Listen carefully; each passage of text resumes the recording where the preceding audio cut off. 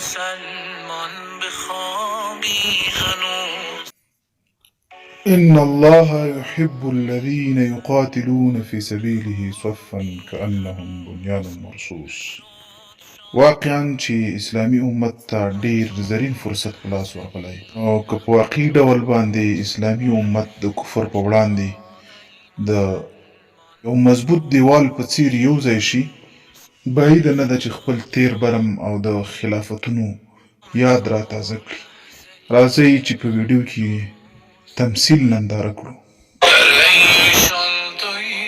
هر دم و هر نفس چراغی بگیر و رهت برفروز.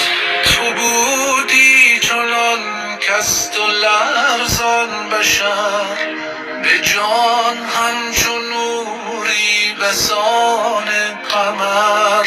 همه دل به تو بسته‌اند با امید، زمرد درختا که داری ثمر. ز جا خیز و خود را نشانی بده، زمین و زمان را امانی بده. بدان رهبری هم ز آن تو باد، بر این کافران مشتعانی بده.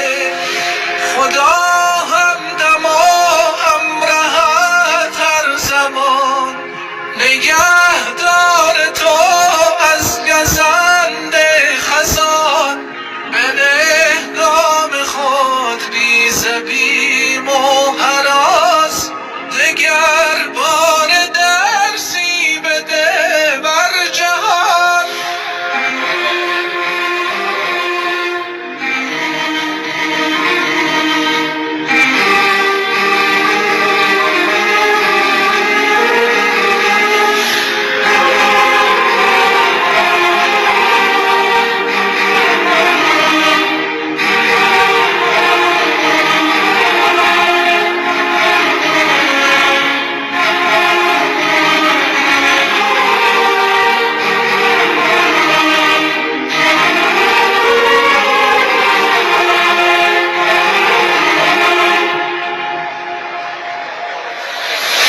چه شد تا شدی زیر پای خسان، گرفتی چرا تو ره غربیان.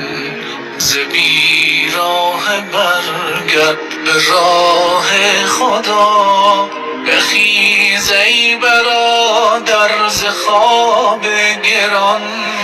ببین تو که طاغوت چه ها می کند، به بیت المقدس جفا می کند. و یا غزه و آن عراق غریب، ز تو پیش رب شکوه ها می کند.